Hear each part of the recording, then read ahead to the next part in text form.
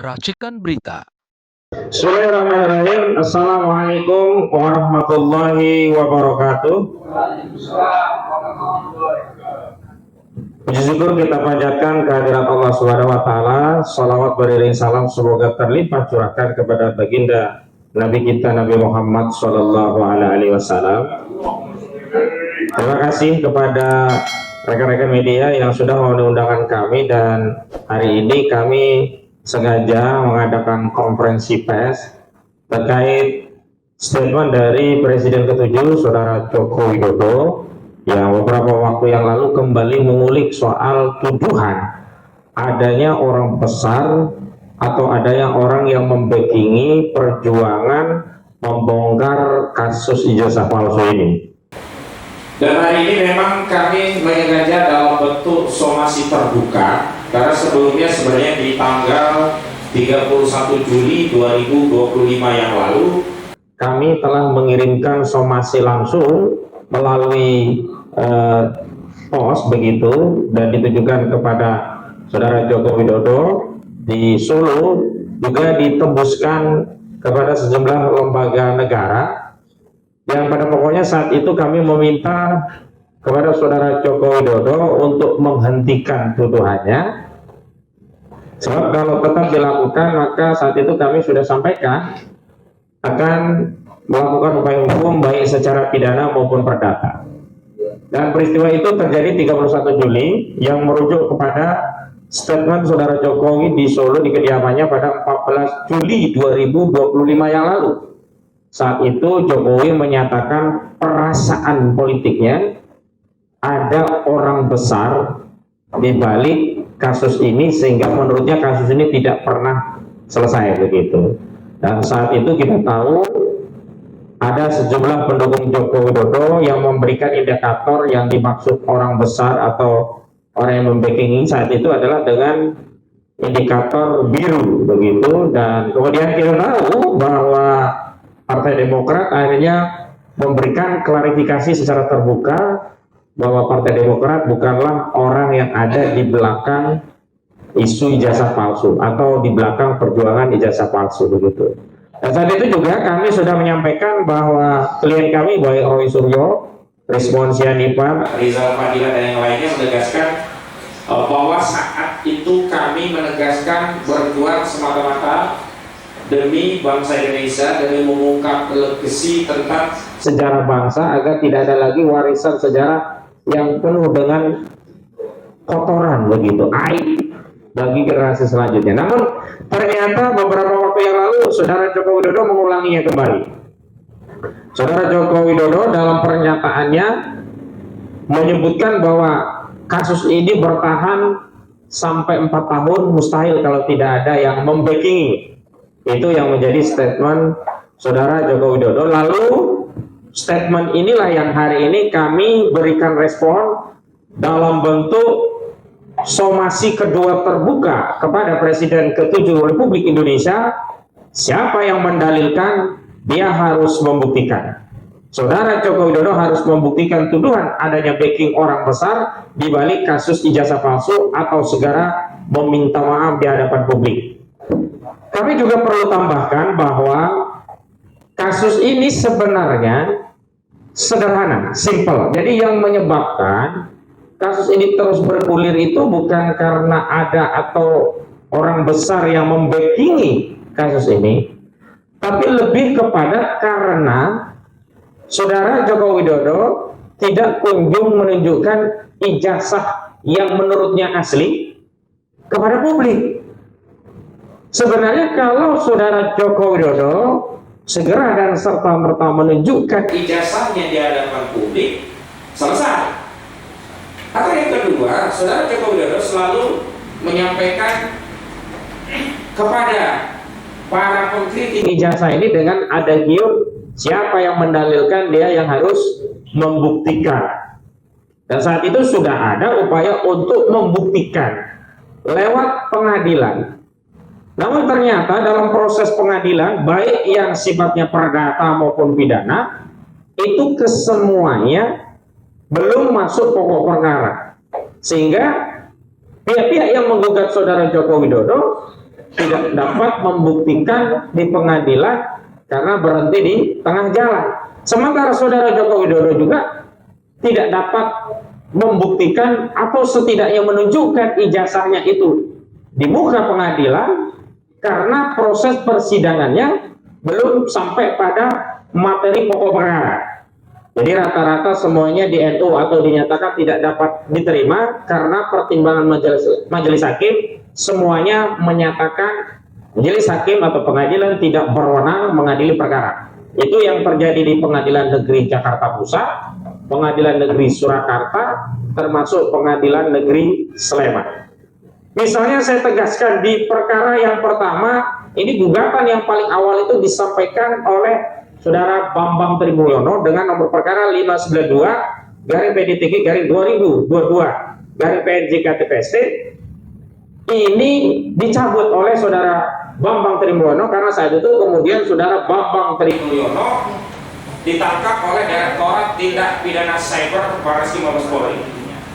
Alhasil melalui perkara nomor 592 ini belum pernah ada pembahasan pembuktian tentang ijazah saudara Joko Widodo, dan saudara Bambang Tri juga belum menunjukkan ijazah itu dalam proses karena berhenti dengan dicabut.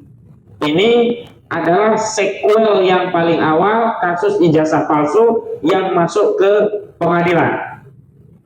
Kemudian selanjutnya di Pengadilan Negeri Jakarta Pusat juga ada perkara nomor 610 PDTG garing 2023. Setahun kemudian ada gugatan lagi terkait ijazah saudara Joko Widodo di Pengadilan Negeri Jakarta Pusat, dan sekali lagi kasusnya juga sama, dinyatakan tidak dapat diterima karena majelis hakim tidak berwenang mengadili perkara.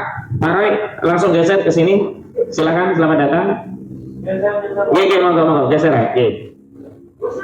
Enggak, memang sengaja di sini Pak Rai, di setting ya langsung. Ya. Oke, izin ya saya lanjutkan.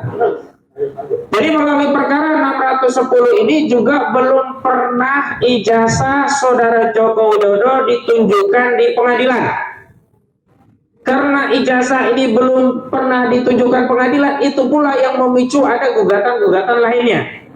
Jadi perkara pertama Bambang Tri, ijazah Joko Widodo tidak pernah ditunjukkan di pengadilan. Perkara yang kedua itu juga tidak pernah ditunjukkan pengadilan di Pengadilan Jakarta Pusat. Kemudian ada lagi perkara pidana yang memvonis Bambang Tri dan Gus Dur dengan vonis 6 tahun penjara, mulanya karena dianggap terbukti mengedarkan kabar bohong yang menerbitkan keonaran. Walaupun di tingkat banding dibatalkan oleh Pengadilan Tinggi Semarang, dan kemudian pasal 14 ayat 1 Undang-Undang Nomor 1 Tahun 1956 tentang Peraturan Hukum Pidana, di mana sebelumnya divonis karena telah mengedarkan kabar bohong dan menerbitkan keonaran di kalangan rakyat, itu dibatalkan dan diganti pasal 28 ayat 2 junto 45H ayat 2 Undang-Undang ITE, yakni dianggap menyebarkan kebencian dan permusuhan kepada individu atau kelompok masyarakat berdasarkan sara, suku, agama, ras, dan antar golongan. Dalam proses persidangan pidana ini juga ijazah saudara Joko Widodo tidak pernah dihadirkan di pengadilan. Saya lanjutkan. Kemudian memang setelah itu ada dua juga gugatan. Yang pertama gugatan di Yogyakarta di PN Sleman. Terus kemudian yang terakhir ada juga gugatan lagi di Pengadilan Surakarta. Pengadilan Negeri Surakarta itu diajukan oleh Pak Muhammad Taufik. Itu juga divonis NU tidak dapat diterima karena hakim lagi-lagi menyatakan tidak berwenang mengadili perkara. Artinya apa? Ijazah saudara Joko Widodo juga belum pernah diperiksa di pengadilan, belum pernah ditunjukkan di pengadilan. Lalu gugatan di Sleman juga berakhir dengan di NU dinyatakan tidak dapat diterima atau gugur. Alasannya apa? Sama juga, hakim menyatakan tidak berwenang mengadili perkara. Artinya dalam dua persidangan ini juga ijazah saudara Joko Widodo sebagai sumber kegaduhan utama ini tidak pernah dihadirkan di persidangan. Sebenarnya bisa saja kalaupun tidak dihadirkan di persidangan, secara subjektif saudara Joko Widodo menunjukkan ijazah itu, dan ini merupakan akar masalah. Kenapa kasus ini berlarut-larut? Bukan karena ada orang besar, tapi karena ijazah itu tidak kunjung ditunjukkan. Andaikan dulu di perkara itu ditunjukkan dan sudah terbukti, maksudnya terbukti bisa dua, terbukti asli, yang lain juga selesai, terbukti palsu, saudara Jokowi juga masuk penjara, selesai juga, gitu loh. Tapi karena ijazah ini tidak kunjung ditunjukkan, itulah yang memicu kasus ini panjang, yang menurut Jokowi sampai 4 tahun itu karena ada orang besar, ada yang membackingi.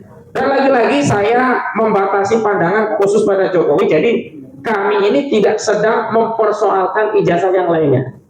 Jadi dulu membangun narasi, jangan-jangan bukan ijazah, nanti surat tanah, sertifikat, kemudian kakak dipersoalkan. Nah, hari ini ada gugatan lagi yang diajukan terhadap saudara Gibran Raka Buming Raka, lalu membangun narasi jangan-jangan nanti Jan Etes juga akan juga. Nggak ada kaitannya dengan Jan Etes, nggak ada kaitannya dengan kartu keluarga, nggak ada kaitannya dengan surat tanah. Mau saudara Joko Widodo punya tanah seluruh bumi itu milik dia, nggak ada urusannya dengan itu. Karena persoalannya UTM itu bukan tanah Jokowi, bukan kartu keluarga Jokowi, bukan Jan Etes, tapi ijazah saudara Joko Widodo. Jadi jangan mengalihkan persoalan, membangun narasi metafora seolah-olah yang biang kerok itu orang yang selama ini mengkritik ijazah. Dengan praduga kalaupun ijazah ini sudah dibuktikan, mereka akan cari-cari kesalahan yang lain. Oh tidak, kesalahan yang satu saja ini belum bisa ya dibuktikan oleh Jokowi kebenarannya. Jadi jangan kemudian kami bawa saudara Jokowi membangun narasi, memperluas konflik antar anak bangsa dengan tidak fokus kepada masalah ijazahnya.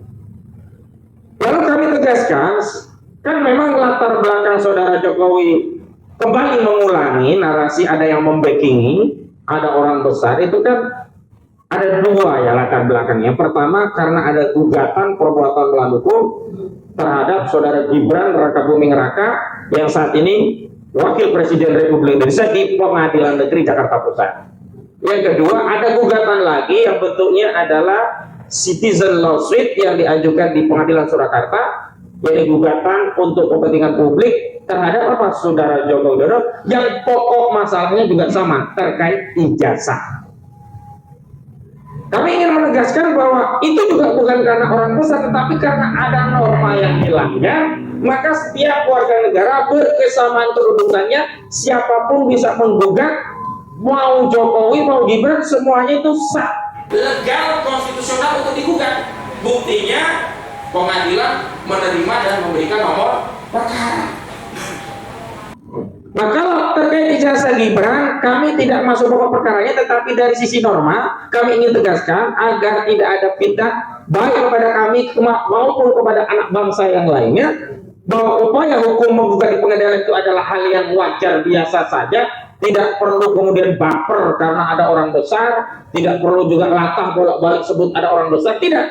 Tetapi ada norma, ada dasar hukumnya. Pertama, di 1365 KUH Perdata itu ditegaskan setiap orang yang melakukan perbuatan melawan hukum yang merugikan orang lain, maka dia harus mengganti kerugian atas kerugian yang dialami tadi gitu. Nah, adapun terkait presiden dan wakil presiden, seluruh rakyat bisa saja dirugikan manakala presiden wakil presiden dalam proses mencalonkan dirinya itu tidak memenuhi syarat atau melakukan perbuatan tercela. Karena dalam ketentuan pasal 7 Undang-Undang Dasar 1945 tegas dinyatakan bahwa Majelis Permusyawaratan Rakyat atau MPR dapat memberhentikan presiden dan atau wakil presiden dalam masa jabatannya atas usulan Dewan Perwakilan Rakyat atau DPR apabila presiden atau wakil presiden terbukti pertama melakukan perbuatan melawan hukum berupa apa? Pengkhianatan kepada negara, korupsi, penyuapan, dan kejahatan berat lainnya. Yang kedua, tidak lagi memenuhi syarat atau melakukan perbuatan tercela. Nah, kita kembali kepada norma pasal 169 huruf R Undang-Undang Nomor 7 Tahun 2017 tentang Pemilu atau syarat nomor 18. Karena dalam syarat nomor 18 itu ditegaskan bahwa calon presiden atau wakil presiden itu ya setidaknya berpendidikan SMA atau madrasah aliyah atau SMK atau madrasah aliyah kejuruan dan sekolah lain yang setara begitu. Nah, ini yang menjadi soal adalah Saudara Gibran Raka Buming Raka memiliki dokumen persyaratan yang dianggap tidak setara dengan SMA atau tidak memenuhi syarat. Sementara seorang presiden atau wakil presiden manakala dia tidak memenuhi syarat, maka ini menjadi salah satu syarat yang bisa dijadikan dasar untuk melakukan pemakzulan dengan mengaktifasi ketentuan pasal 7A Undang-Undang Dasar 1945. Maka bapak anak Saudara Joko Widodo dan Gibran ini sama kedudukannya. Pertama, sama-sama tidak memenuhi syarat apabila terbukti. Yakni apa?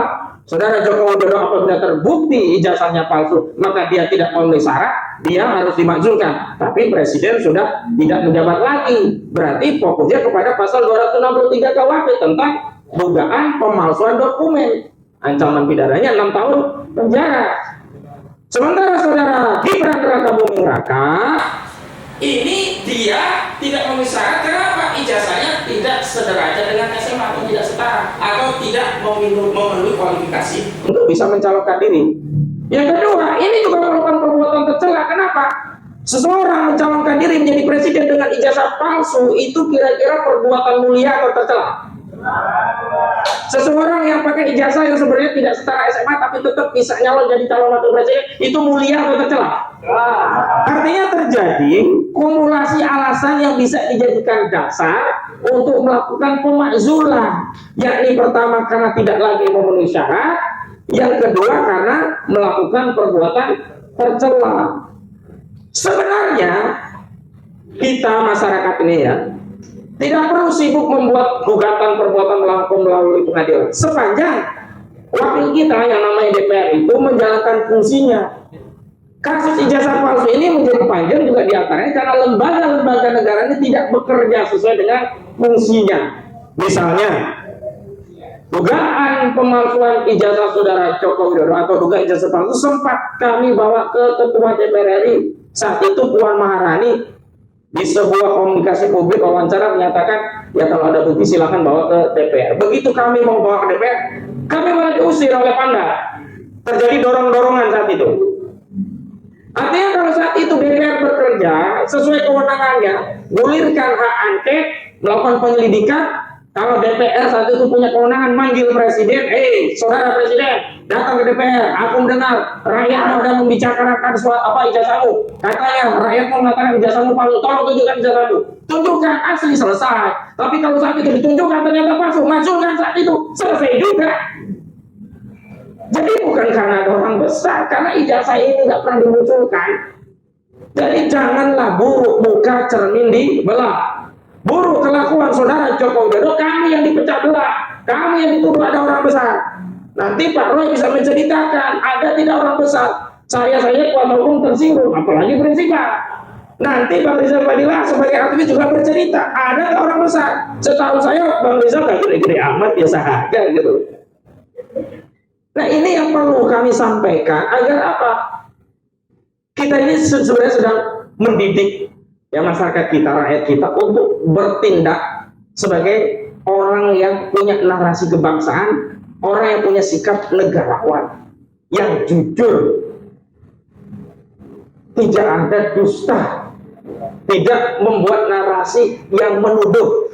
Sekali lagi saya ingatkan, kalau dulu kita selalu kan siapa yang mendalilkan dia harus membuktikan. Sekarang kami balik, siapa yang mendalilkan dia yang harus membuktikan. Saudara Jokowi sudah mendalilkan ada orang besar di balik perjuangan terkait ijazah palsu sampai 4 tahun lebih. Karena itu Saudara Joko Widodo harus membuktikan dalil-dalil tuduhannya. Ya kan? Jadi sekali lagi itu saya mengantar, nanti akan kami bacakan pernyataan lengkap.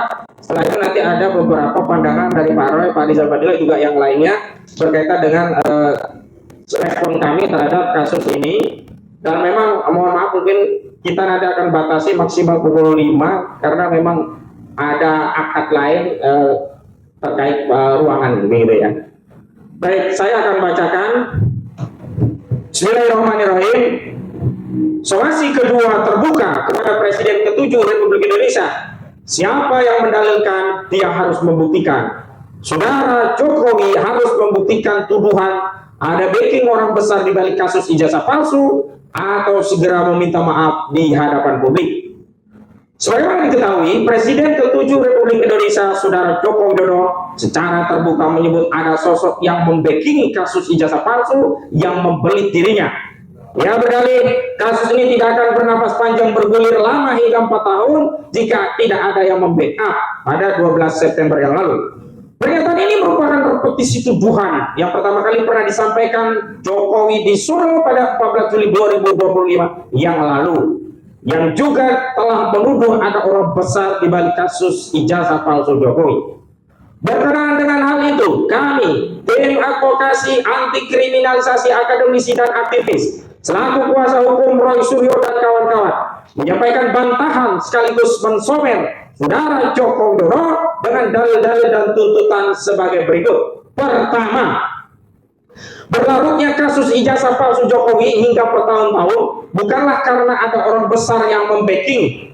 Kasus ini tak kunjung tuntas karena ijazah Saudara Joko Widodo tak pernah kunjung ditunjukkan kepada publik, baik melalui pengadilan maupun di luar pengadilan. Dua gugatan kasus ijazah palsu di Pengadilan Negeri Jakarta Pusat, yang pertama dengan nomor perkara 592 berakhir karena Bambang Tri mencabut gugatan setelah dirinya ditangkap. Sementara gugatan kedua dengan nomor 6110/2023 diputus tidak dapat diterima karena majelis hakim menyatakan tidak berwenang mengadili perkara. Gugatan di Pengadilan Negeri Sleman nomor perkara 106/2025 dan di Pengadilan Negeri Surakarta dengan nomor 99 PDT 2025, keduanya dinyatakan gugur dengan alasan yang sama, yakni majelis hakim menyatakan tidak berwenang mengadili perkara. Dalam sejumlah gugatan perdata, karena seluruh perkara dihentikan dalam tahap eksepsi dan belum pernah masuk pada pokok perkara, maka belum pernah terjadi pemeriksaan bukti, termasuk belum pernah diperlihatkan dan diperiksa ijazah asli Saudara Joko Widodo di persidangan. Adapun perkara pidana menjerat Bambang Tri dan Gus Dur dengan vonis 6 tahun penjara di Pengadilan Negeri Surakarta, sepanjang pemeriksaan perkara dalam persidangan, ijazah asli Jokowi tidak pernah dihadirkan, sehingga dalam pembuktian sidang secara pidana, ijazah Jokowi juga tidak pernah dibuktikan asli. Oleh karena itu, yang menjadi dasar banyak elemen rakyat kembali menggugat ijazah Jokowi hingga yang terakhir dalam bentuk citizen lawsuit, gugatan untuk kepentingan publik di Pengadilan Negeri Surakarta, adalah karena ijazah Saudara Jokowi hingga saat ini tidak pernah dihadirkan di persidangan, bukan karena ada orang besar atau ada yang membackup kasus ini. Sementara Saudara Jokowi sendiri tidak pernah mau berinisiatif menunjukkan ijazahnya kepada publik untuk mengakhiri polemik ijazah palsu miliknya, sehingga dapat disimpulkan justru Saudara Jokowi sendirilah yang membuat kasus ini berlarut-larut karena tak kunjung menunjukkan ijazahnya, bukan karena ada orang besar atau ada yang membackup kasus ini. Kedua, tujuan sejumlah elemen anak bangsa menggugat ijazah Jokowi adalah untuk memastikan apakah Republik ini pernah dipimpin oleh seorang presiden hingga periode jabatan 10 tahun dengan ijazah palsu. Selain itu, untuk menghentikan kejahatan pemalsuan dokumen berupa ijazah jika nantinya dapat dibuktikan palsu. Mengingat di Republik Indonesia pemalsuan ijazah adalah kejahatan pidana. Karena itu siapapun yang memalsukan ijazah, menggunakan ijazah palsu, mendukung, melindungi, dan atau menutupi kejahatan ijazah palsu, semuanya adalah pelaku kejahatan yang harus diseret ke muka pengadilan. Adapun motifnya untuk membersihkan legasi sejarah bangsa Indonesia dari tuduhan pernah dipimpin presiden berijazah palsu. Kami juga tidak ingin mewariskan aib ijazah palsu ini kepada generasi selanjutnya. Ketiga, adapun terkait ijazah Saudara Gibran Rakabuming Raka yang digugat karena diduga tidak memenuhi syarat untuk maju pilpres sebagaimana diatur dalam pasal 169 huruf R Undang-Undang Nomor 7 Tahun 2017 tentang Pemilu, maka kami berpandangan jika hal ini terbukti, DPR dapat segera mengaktifasi ketentuan pasal 7A Undang-Undang Dasar 1945 karena tidak memiliki ijazah yang setara dengan SMA terkategori tidak memenuhi syarat dan merupakan perbuatan tercela disebabkan telah melakukan pembohongan publik, sehingga alasan tidak lagi memenuhi syarat dan melakukan perbuatan tercela dapat dijadikan dasar untuk melakukan pemakzulan terhadap Wakil Presiden Republik Indonesia Saudara Gibran Rakabuming Raka. Keempat, Kami mulanya mengapresiasi saudara Joko Widodo yang semula tak lagi mengedarkan tuduhan ada orang besar di balik kasus ijazah palsu sejak kami kirim somasi pertama pada tanggal 31 Juli 2025 yang lalu. Namun pernyataan Jokowi yang menyebut ada sosok yang membackingi kasus ijazah palsu yang membeli dirinya pada tanggal 12 September 2025 menjadi dasar bagi kami untuk kembali melayangkan somasi kedua secara terbuka melalui konferensi pers ini. Terakhir, kami meminta saudara Jokowi untuk membuktikan tuduhannya. Karena siapa yang mendalilkan, dia harus yang membuktikan. Jika Jokowi tak bisa membuktikan tuduhannya, maka saudara Jokowi harus segera meminta maaf. Apabila saudara Jokowi tidak dapat membuktikan tuduhannya atau segera meminta maaf secara terbuka di hadapan publik, maka kami tidak akan ragu untuk menempuh upaya hukum terhadap saudara Jokowi baik secara perdata maupun pidana. Demikian somasi terbuka disampaikan.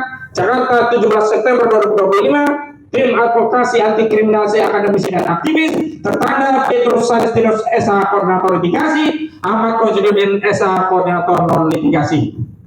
Demikian pernyataan somasi yang kami layangkan secara publik. Selanjutnya untuk memastikan bahwa tidak ada orang besar, ada orang substansi aktivis dan tokoh akademisi yang juga terlibat dalam kasus ijazah palsu untuk menjelaskan sejatinya ada apa dan mungkin saja nanti akan ada kritik yang disampaikan balik terhadap saudara Joko Widodo.